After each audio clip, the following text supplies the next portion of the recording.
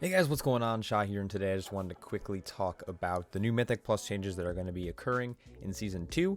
These are going to come into play on July 6th, and not necessarily when the patch drops, which I think there is a little bit of confusion, but the blue post definitely lays that out. But again, if you kind of skim over this part, you might miss it. So we're going to just kind of go over the changes and my general thoughts on the affixes to changes, or the affix changes, as well as some of the buffs and the nerfs in the various dungeons, as well as the bosses. So we're going to kind of walk through this. It's not very scripted, so it might be kind of all over the place, but I'm going to try to cover everything in here. And also, I'm sure by this point, a handful of different content creators have already talked about this, but I just kind of want to throw my opinions in the ring and just generally talk about everything that's going to be happening starting pretty much next week, which is June 29th, and then going forward. So let's dive in. So first things first, the biggest change that actually I would argue is going to be the very first line of this blue post, which is the Mythic and Mythic Plus enemies auto attack damage is reduced by 10%.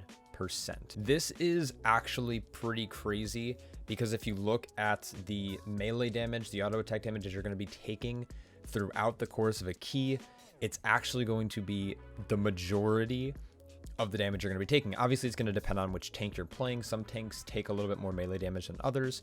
DKs notoriously will take more damage, but then on the other side, you have like protection warriors who end up blocking more attacks than some of a tank like, again, like a Blood DK or a Guardian Druid. But oftentimes, you're going to see melee damage being anywhere between 60 and 80% of the damage you take. So this log that we're looking at here is actually a key I ran, I think, literally last night. I think it was an 18 Mists.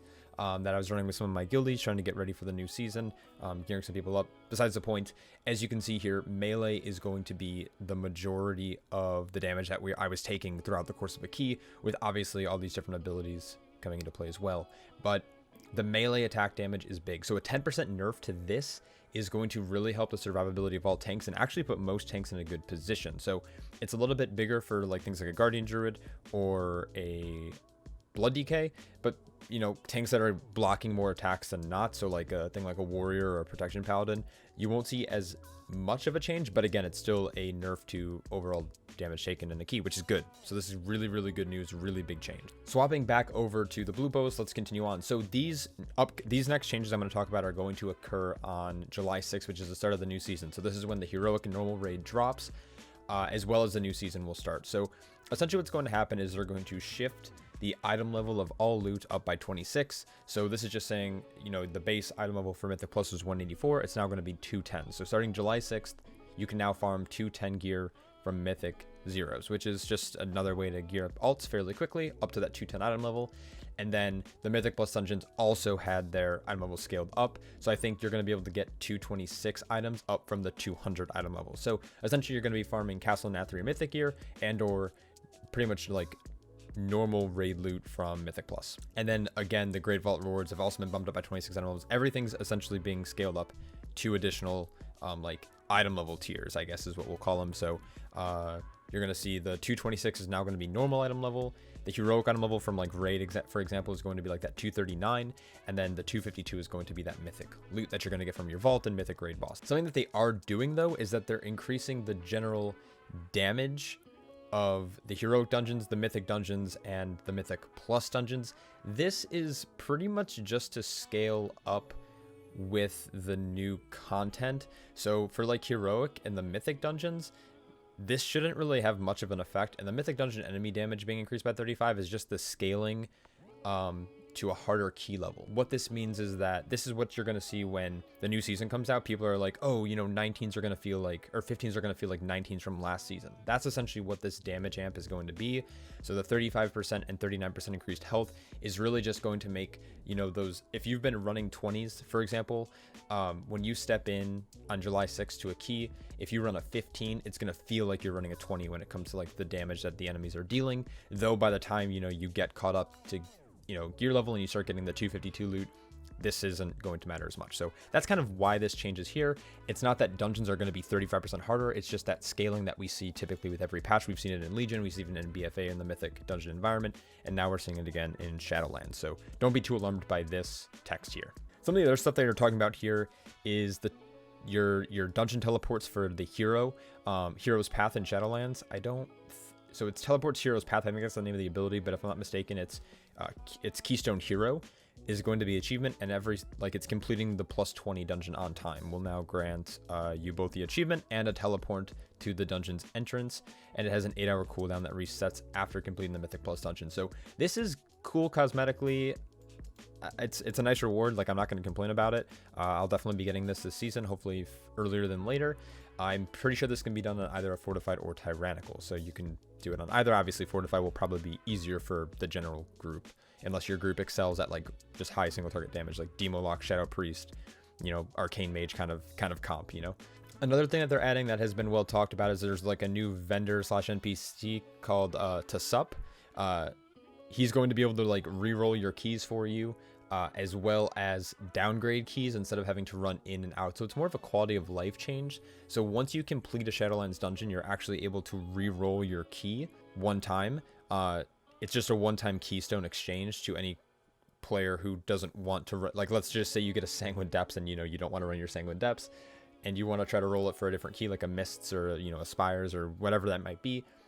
You can go ahead and do that. And then supposedly you're also going to be able to just drop your key level as well. So if you on a fortified week you push really high and you're getting up to like 20s or whatever might be for you, would be considered a high key, and then the next week you don't want to run like a really high key, instead of having to run in and to a dungeon, start the key, run out, reset, and just do this process over and over again, you're going to just be able to drop your key, which is just, again, quality of life change in general. And then moving on, we're now going to talk about the affixes. So most of these affixes, actually all of these affixes, have been nerfed in some type of way. And then the weekly affix rotation has been updated, but I'll talk about that in a future video.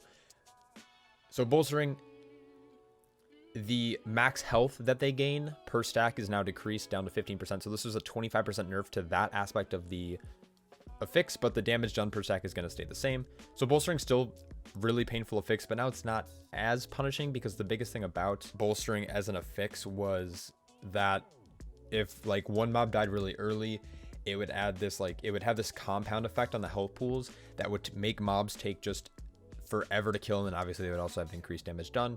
With their max health not being increased as much, it shouldn't be as painful in some instances, but again, still bolstering is not an effect you necessarily want to be pushing on, because it just slows down the rate you can pull the dungeon and pretty much is a hard stop on your ability to chain pull mobs, because you don't want to bolster a brand new pack. Just stupid. So moving on to necrotic. So basically elite enemies are now going to apply necrotic wound every other auto attack, and it was every auto attack. So necrotic should apply slower when you're pulling multiple elites, but if you are bringing in non-elite mobs, these should stack up pretty high with the premise that they're going to die faster. This was played around a little bit on PTR. They originally just made it so every auto attack, or it's every auto attack on every mob, but it was a little bit too much, and necrotic essentially became a non-affix. With like things like Kyrian Vial and Paladins being able to like bubble and stuff like that, and having Typhoon, Ursel's Vortex, Heroic Leap, and all these different ways in our toolkit, a tank really shouldn't have too much issues dropping necrotic wound, but now you're actually going to be able to stay in the pull longer, and you're able to now plan out your Kyrian Vials a little bit better, because they're going to be stacking up slower. So necrotic was a pretty good change. Wasn't an affix that I was really concerned about though. And then raging, pretty big nerf here. The damage increase is now going to be only 75%, and it was 100, so 25% nerf to the rage. Totally fine. I play a guardian druid, so in raging was never an affix that I had too much issues with, but on a tyrannical week, a mob that was in rage was actually scarier than a fortified mob. So pretty scary effects, and this nerf is obviously going to help. It's going to prevent those like crazy random one-shots where, like, if you're cleaving down, let's say like your hunter pops Wild Spirits and everything hits 30 at the same exact time, your tank's not just going to get splat. Well, it still has that possibility, but 25% less of the possibility. So hopefully this is a good affix change. And then lastly, the storming was probably the biggest nerf in here. So the biggest issue with storming is that it really punished both melee and range players. The tornadoes moved insanely fast, and because of how long the duration lasted, they lasted for like I want to say like 8 seconds. They would keep like knocking up players, causing a lot of damage, and they would be going in random directions. They were based, like, there's so many active at the same time that it made it very difficult for both melee and range players to have good uptime, which meant that the pull lasted longer, which meant that you would get more storming tornadoes anyways. So now what they've done is they've made it always have a static rotation, so it's always going to move in the same direction. And then they've also slowed how fast it moves by 30%. So this is a pretty big change. It should make it a little bit easier to dodge.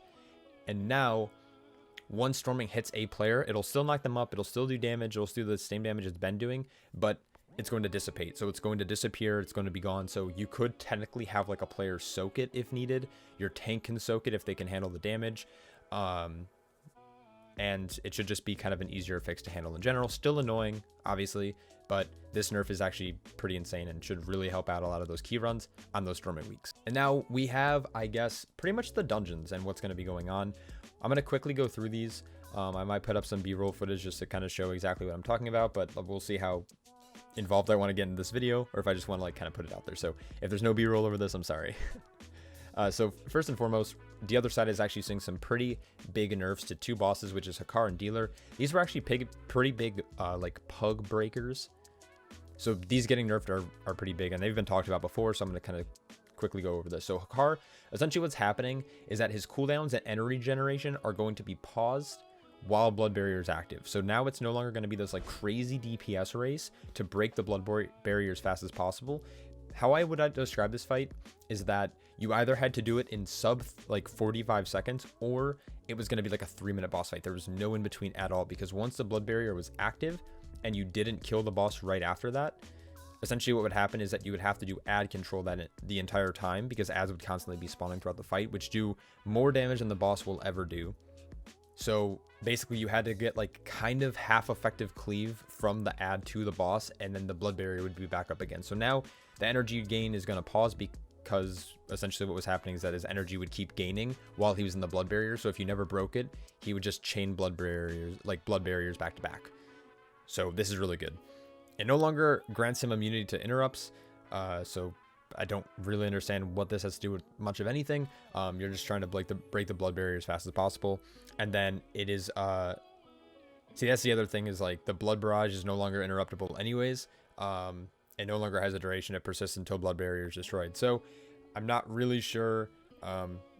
These nerfs are a little bit smaller. The big thing is that cooldown energy regeneration that he's no longer going to have during Blood Barrier. So in the Dealer Xiaxa, this periodic damage is being reduced from the Arcing Lightning, and then the jump damage is also going to be reduced, so a little bit more easier to manage in both pre-mades and in pugs. And then on top of that, what was happening is that tanks were picking up the debuff from players, whether it was on purpose or on accident, but they were taking more damage from all sources, from like, you know, if the bomb went off, or just like general auto attack damage. So now it's only going to affect the Arcane Lightning. So it should make it a little bit easier to get this boss down. Halls of Atonement actually got buffs. Buffs are not a good thing. Buffs in this scenario are a bad thing, because the dungeon is, you know, becoming more difficult. So they're nerfing the Stoneborn, which is the Venthyr ability. Venthyrs can take control of the Stoneborn, which gives you a damage reduction, and it gives you like pretty good damage. The Stone Breath is like good AoE, and it like does some good auto attacks, but outside of that, it's not too much. But essentially what they're doing is they're nerfing the damage by 10% of the Stoneborn. So it's mainly going to be for that DR that you're going to be getting with that. And then the Shard of Halkias, the thrash damage from those mobs, are actually reduced by 20, but they are increasing the range to from 40 to 60 yards, which means essentially no one can outrange it anymore. This might have to be done in some weird way in higher Q levels, but typically what was happening now is that like Boomkins and Hunters were able to just like stand outside of the Thrash's range and not really take damage, and you know, healers were able to move out as well. So you could avoid a lot of damage if you were a range group, but a melee group, they were struggling a little bit more. So essentially what they did is like, let's punish range and make it do less damage, so it's not as punishing for melee. And then lastly, like the Obliterator's Wicked Bolt damage increased by 27%. This is really because it was fairly undertuned. Just make sure you're kicking these, essentially, is the name of the game. So Halls of Atonement was more of a buff than a nerf, but still this damage being reduced is good. Obviously range being increased is bad. Mists of Tina Scythe, this is a pretty a pug killer as well, the first boss, because there's a pretty hard DPS check with the Embrace Darkness from Ingra. So now you're able to actually push Strowman a little bit faster because he has a reduced health, and Ingra actually has 10% reduced health, making it so, like, obviously we don't have Prideful anymore, so that's probably a part of this. But on top of that, there's this huge need to have like a really strong burst DPS, whether it was like a Fire Mage or an Ellie Shaman ramp or like a Boomkin with Convoke. If you didn't have these in your group, this boss took so long to kill. They increased some of the health actually in Mists as well. So the Bow Breakers, these guys are right before the first boss, and then if you decide to not skip a little bit earlier in the dungeon, you'll encounter another bow breaker in one of the pools with like one of the like soul cleavers and soul harvesters. So their health is increased, which is a small buff to the dungeon, and same with the staghorns at the end of the dungeon after you defeat Mistcaller.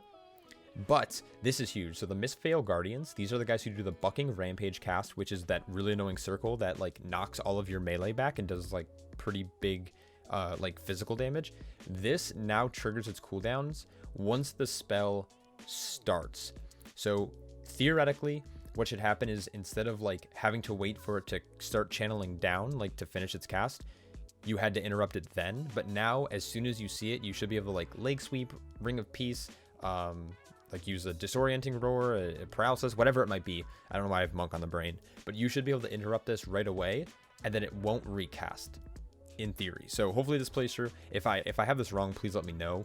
I haven't tested this on PTR. I haven't run a Mists, but that's just how I'm reading it. Is that once it starts casting the spell, it triggers a cooldown instead of like finishing the spell essentially.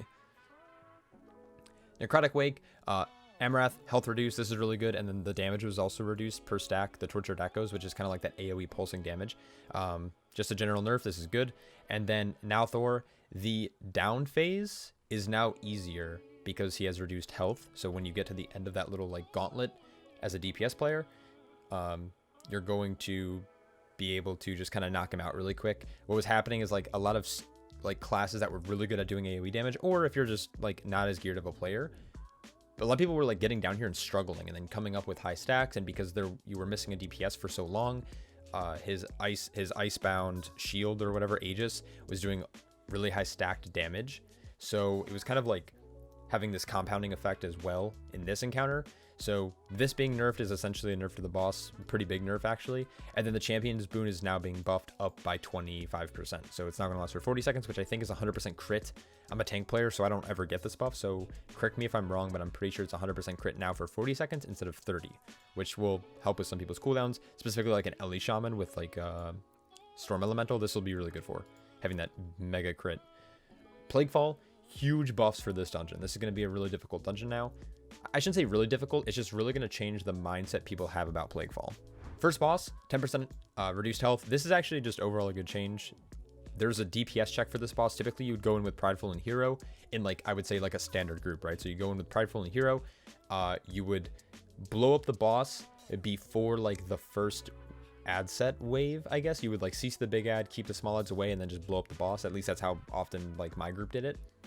But obviously having that extra 30% damage plus hero is going to be big. So the health reduce, I think, is to compensate for some groups having not the appropriate CC to CC the aberration slimes.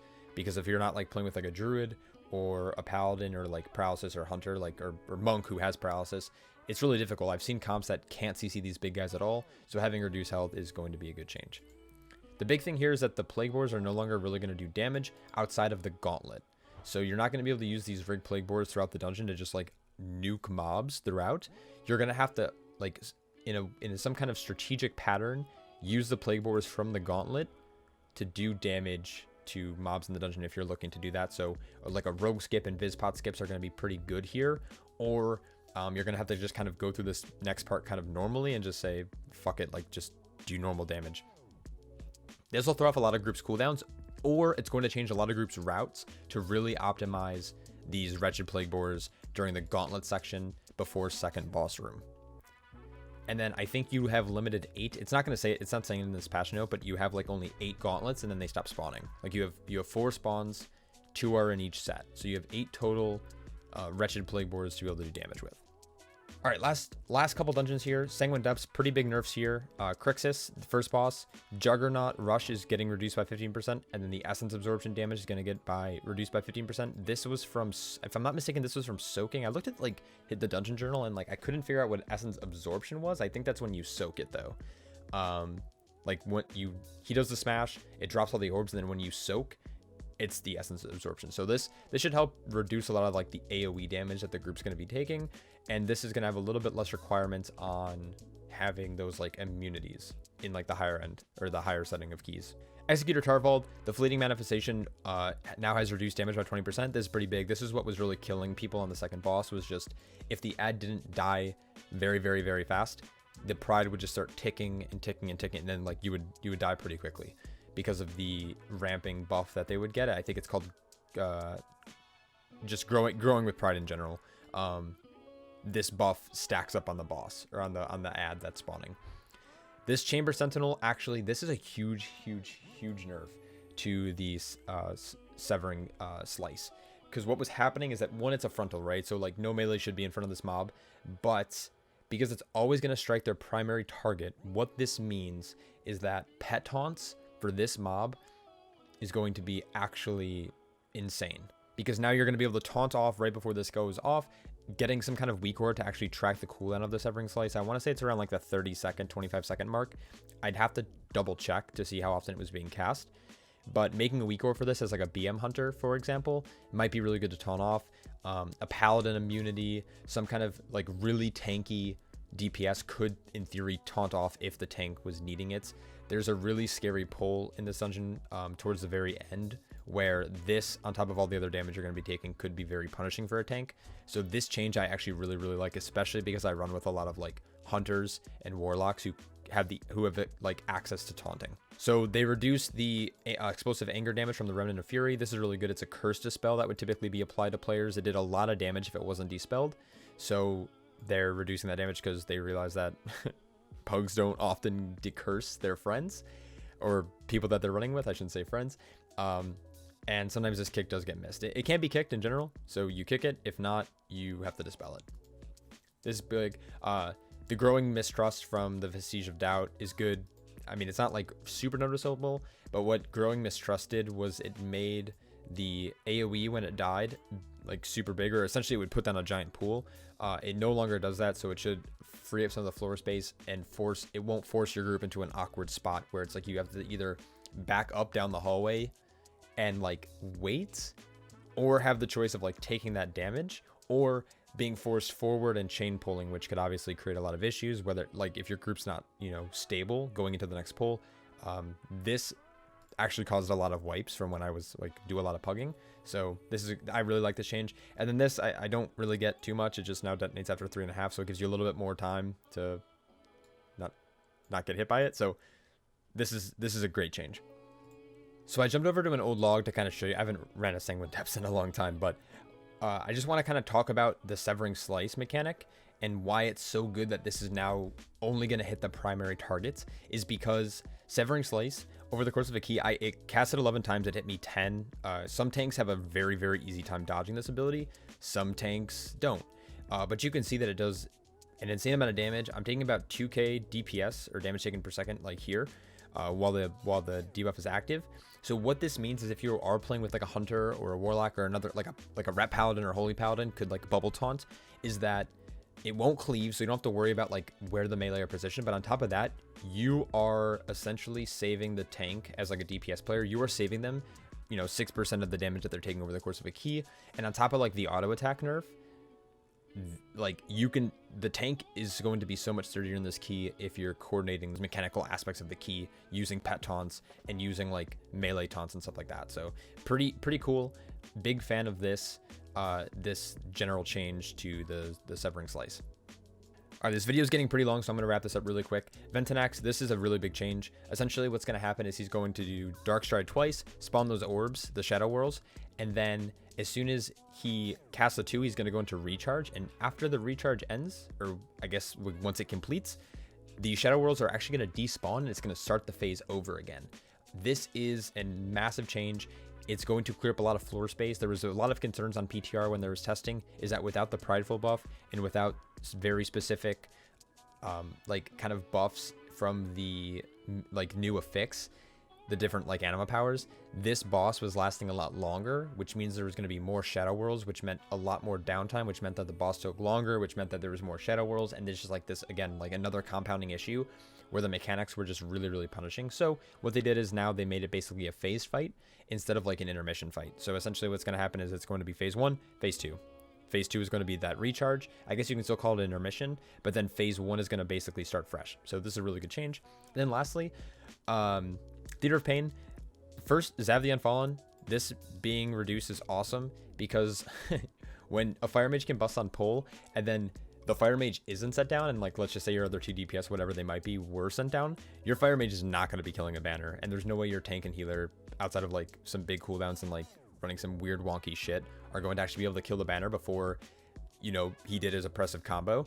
So the front of challenge, so this is a really good change. Skipping up to the front of challengers, they're adding Zira the underhanded back again. So what happened was she was like bugged and not working, and so they removed her just completely from the game, and now they're adding her back. So it makes me think that she was not working at all, and they didn't have an immediate fix for it. So what they did is their immediate fix was basically, let's just remove it.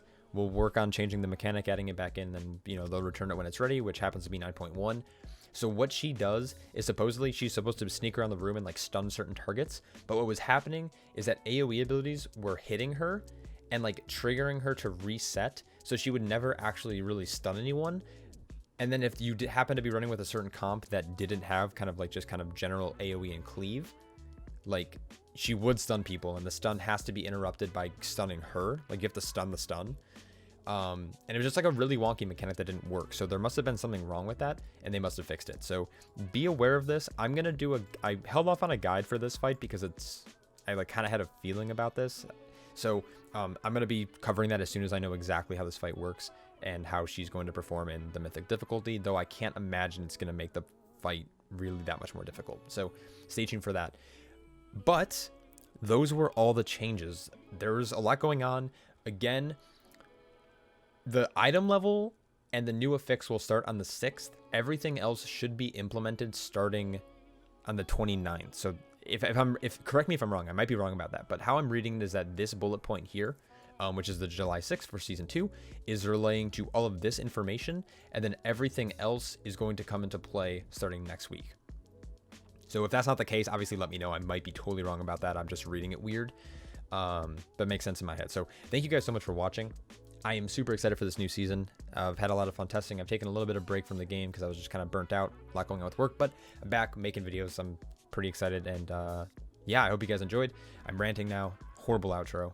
I guess cue the music, and I will catch you guys in the next one. Take care.